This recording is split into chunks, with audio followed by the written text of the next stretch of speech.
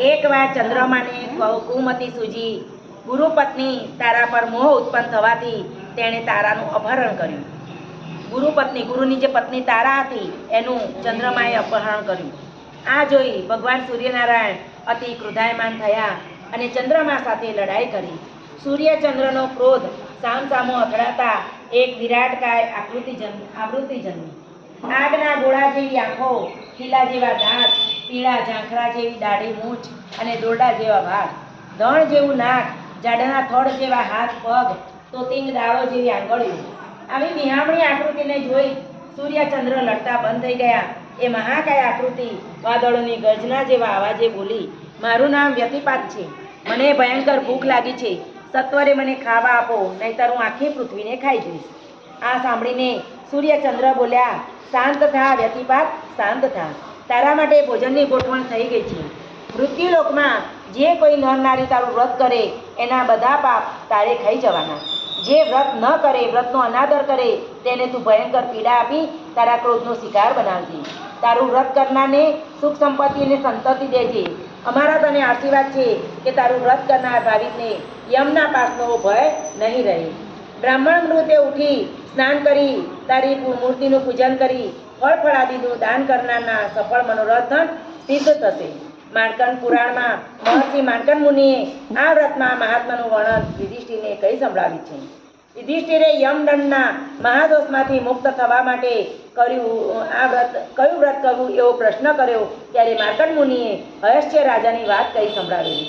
પૂર્વે હયશ્ય રાજાએ આ વ્રત કરીને એનું ફળ પૂર્વજન્મે જે અતિલોભી વૈશ્ય હતો અને વ્યતિપાત વ્રતનો તિરસ્કાર કરતા જે બીજા જન્મે ભૂંડ તરીકે જન્મેલો એવા વૈશ્યને અર્પિત કરી દીધેલો। આ વૈશ્યનું નામ ધનદાસ હતું। નામ પ્રમાણે ધનનો દાસ હતો।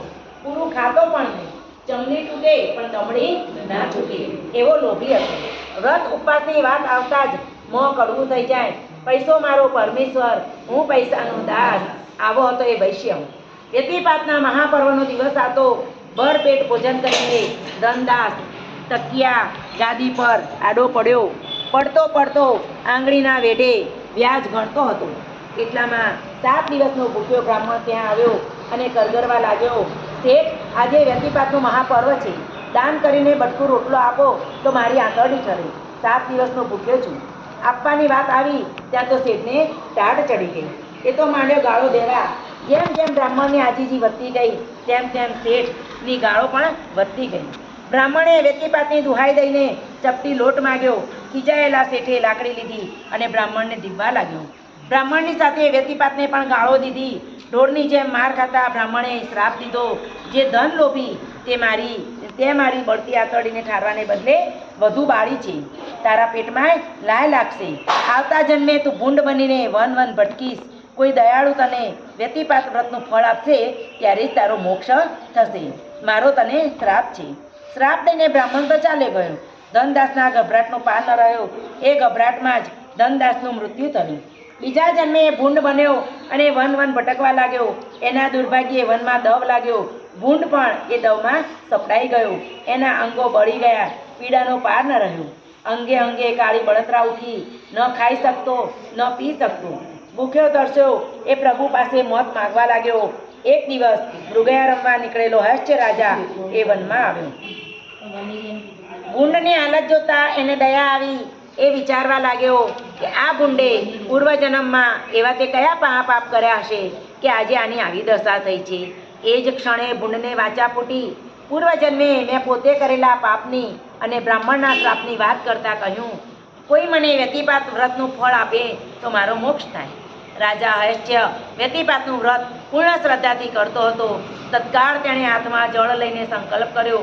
વ્રતનું પુણ્ય ભૂંડને આપ્યું। એ જ ક્ષણે વૈશ્ય ભૂંડના દેહમાંથી મુક્ત થયો અને રાજાને હાથ જોડીને સ્વર્ગે ગયો।